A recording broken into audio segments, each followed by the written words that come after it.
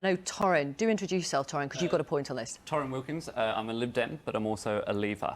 So if we had... So hang on, is that quite a lonely life, Torrin? It is quite a lonely... It's a sad life for me.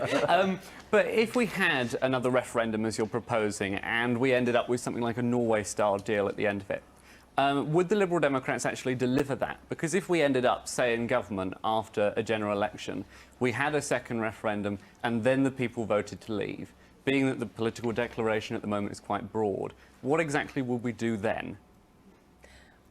I think that a people's vote needs to have a specific Brexit on the ballot paper. The problem that we're in now is because Brexit was able to mean whatever people wanted it to mean in 2016. And you can see that in the fact that the Brexiteers in Parliament, even now, 3 years on, cannot agree on what Brexit should look like. So are you saying that on the ballot paper it would be Remain, leave with a deal, leave without a deal? Is that what you're suggesting? I think it's best to have Remain or a specific Brexit option, so that could be Theresa May's deal, but if there was a new Prime Minister, I mean, Torrin's question is suggesting a Norway-style deal. I think that might be a bit optimistic in terms of what might be proposed. But the question is, would you accept the result? If it was leave again, would you accept the result of a second referendum when you haven't accepted the result of the first?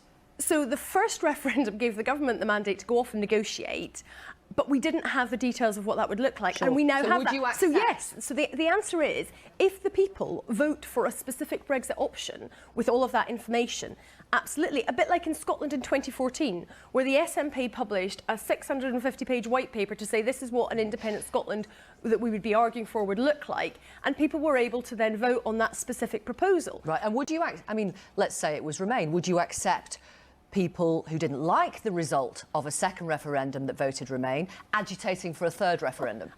I think in politics, you're always going to argue for what you believe in. And, you know, we've stuck to our principles and we've made that case. So you'd facilitate a third referendum? No, I don't think so. I think we need to put this issue to bed. Torrin, would you appreciate a second referendum? Do you think it would start to heal divisions? I think the issue is we'd need a third. Because so it wouldn't heal divisions. On the workings of Article 50, if you have a referendum just after, say, the UK has finished with its current stage of negotiations, you can then promise something like a Norway-style deal, but then you'd have to have a referendum on the final negotiations once you've finished that.